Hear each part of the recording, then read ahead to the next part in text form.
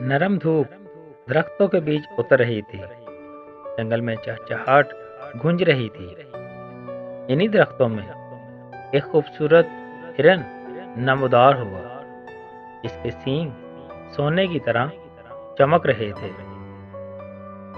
हिरन ने अपने सुनहरी सींगों को देखा और बोला, ये जंगल मेरे जैसा हसीन कोई नहीं। चलते चलते हिरन को एक चमकती नीली झील दिखाई दी। पानी में आसमान की झलक पड़ रही थी। हिरन झील के किनारे जाकर अपने अक्स को देखने लगा।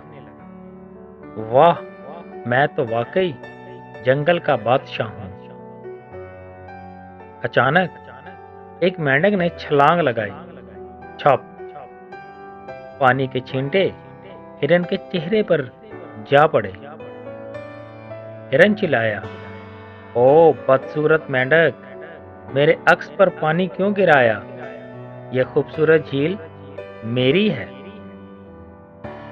मेंढक ने नरमी से कहा, दोस्त, खूबसूरती चेहरे में नहीं, दिल में होती है। हिरन तंजिया हंसी के साथ बोला, दिल की बातें कमजोरों के लिए होती हैं, और गरूर से चल दिया। दूर से कुत्तों के भौंकने, जालों के खुलने और इंसानों के कदमों की आवाज सुनाई दी। हिरन के दिल की धड़कन तेज हो गई। हिरन तेजी से भागा, मगर इसके सुनहरी सींग एक दरख्त की शाखों में फंस गए। इसने पूरी ताकत लगाई, मगर सींग मजीद उलझ गए। आंखों में आंसू आ गए और शिकारियों के कदम करीब आते सुनाई दिए। मेंढक ने यह सब देखा तो उसने शोर मचाया, दोस्त, खतरे में है, सब जल्दी आओ।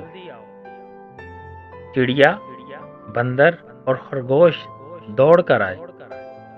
सब ने मिलकर शाखें तोड़ी और हिरन को आजाद करवाया।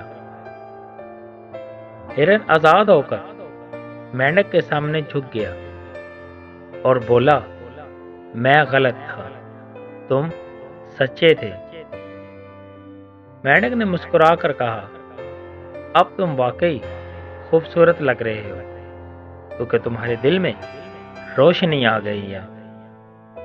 दोस्तों, इस कहानी से हमें क्या सीख मिलती है कि गरूर का अंजाम हमेशा पछतावा होता है, मगर आजिज़ी हमेशा जीत जाती है।